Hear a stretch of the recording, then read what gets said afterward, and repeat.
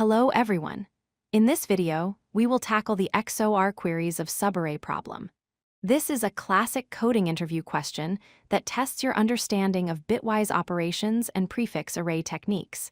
We will learn how to answer range queries efficiently. Let's start by defining the problem. You are given an integer array and a set of queries. Each query provides a left index, L, and a right index. Your task is to compute the exclusive OR of all numbers situated between index L and R, inclusive. Doing this efficiently is the key challenge. Before we dive into the solution, let's review two vital properties of the exclusive OR operation. First, any number exclusive ORed with 0 remains unchanged. Second, and most importantly, any number exclusive ORed with itself becomes 0. This self-inverse property is the magic behind the optimization we are about to use.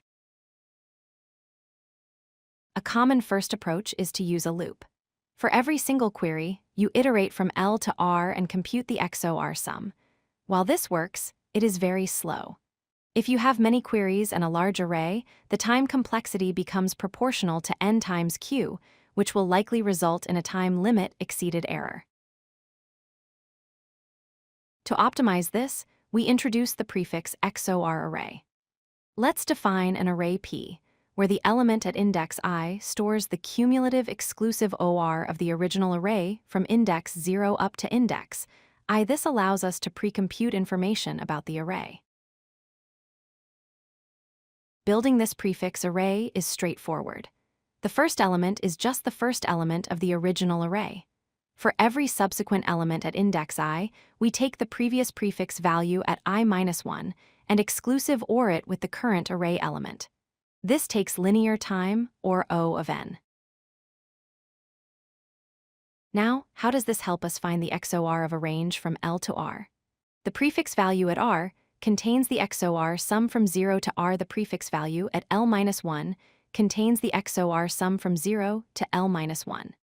If we exclusive OR these two prefix values, the overlapping part from 0 to L-1 cancels out perfectly due to the self-inverse property, leaving us with exactly the range L to R. Let's walk through an example. Here is our original array, 4, 8, 2, and 10. We build the prefix array P. Index 0 is 4. Index 1 is 4 XOR 8, which is 12. Index 2 is 12 XOR 2, which is 14. And index 3 is 14 XOR 10, which is 4. Suppose we get a query for the range 2 to 3. We use our formula, P of 3 exclusive OR P of 1. Looking at our values, that is 4 exclusive OR 12. The result is 8. If we verify manually, 2 exclusive OR 10 is indeed 8. The formula works instantly. There is one important edge case.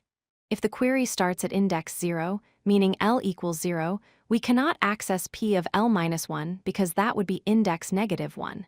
In this case, the answer is simply P of R, because P of R already represents the sum from the start to R.